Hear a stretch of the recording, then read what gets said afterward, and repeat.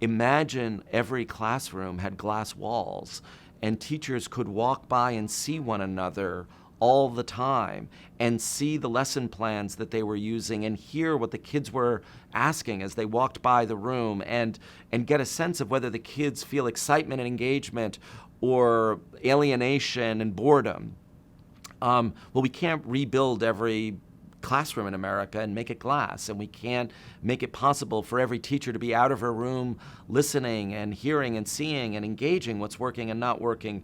But we can, with current technical tools, make it possible for teachers to be much more transparent about what they're trying to do and what's working and not working. And video and collaborative online tools live at the heart of all of that. And measurement still matters. Like, we need a lens for discriminating between the practices that are of high quality and those that are of lower quality, but not for purposes of punishing or criticizing teachers, but for purposes of continuing to make it better. If we don't all speak the language about what differentiates good from great, we'll never agree that we got there. We sort of stand today at a moment in time when we are either going to replicate the worst things we saw come out of No Child Left Behind for kids in our implementation of high-stakes assessment of teachers, which is, after all, what these teacher evaluation systems really represent. We're either going to focus on the number or we're going to focus on the understanding.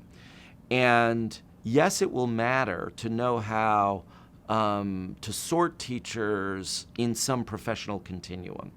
But if we don't orient our teacher evaluation systems towards a much more textured understanding of what teachers need to know in order to be successful and real qualified, real deep and rich evidence of what they're doing in their classrooms, we will have missed the boat. We will never, ever be able to implement the much more demanding instruction that the Common Core will call for in the coming years.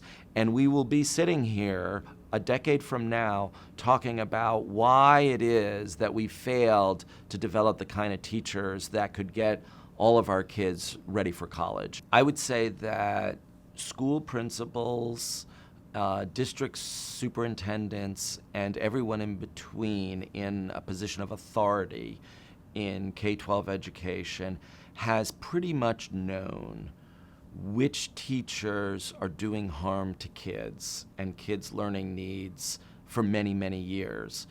The fact that they haven't done anything about it is not a measurement problem. It is a problem of political courage. It is a misconstrued sense that school is about the adults and not about the kids. But when you put that aside, what we learned in the Met study was that you're still talking about far less than 10% of the teachers. So the 90 to 95 to maybe even 98% of the teachers that are left live on some continuum of good needing to get to great. And now the question becomes not sorting them into the good category. We kind of know that now.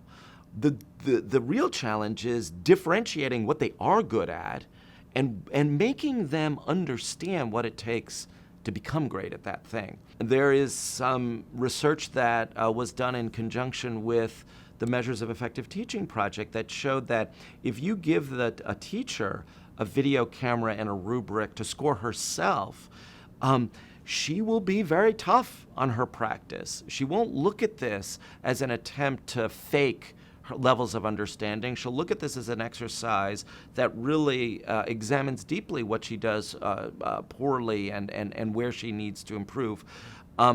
It would be very interesting if we had evaluation systems that rewarded teachers for taking on that responsibility rather than motivating school districts to do evaluation to teachers, but rather make it something that they take on themselves and then reward them for designing a project by which they actually would learn the skills that they lack. We should be twice as hard on districts that fail to take action on those very few people who are doing harm to kids, but much more tolerant of teachers' earnest desire to get better at what they do and give them tools that enable them to get better. Teachers aren't at low levels of performance because they don't want to be good. Teachers are at low levels of performance because they don't have the time to plan or the coaching and support and mentoring that they need to become excellent. And our evaluation system should be a diagnostic system that helps school systems design the coaching, mentoring, support, and planning time that teachers need to improve their craft. That is what great educational systems around the globe do all the time for their teachers. I would eliminate the ranking of teachers numerically based on evaluation data. I would design measures of effectiveness that include measurements of teachers' professional effort to improve their practice. And what I mean by that is the following. If you and I are both deemed to be level 3 teachers, you work every day at continuing to improve the way you design and deliver instruction, and I sit back perfectly happy and complacent in my 3, our system ought to reward you over me.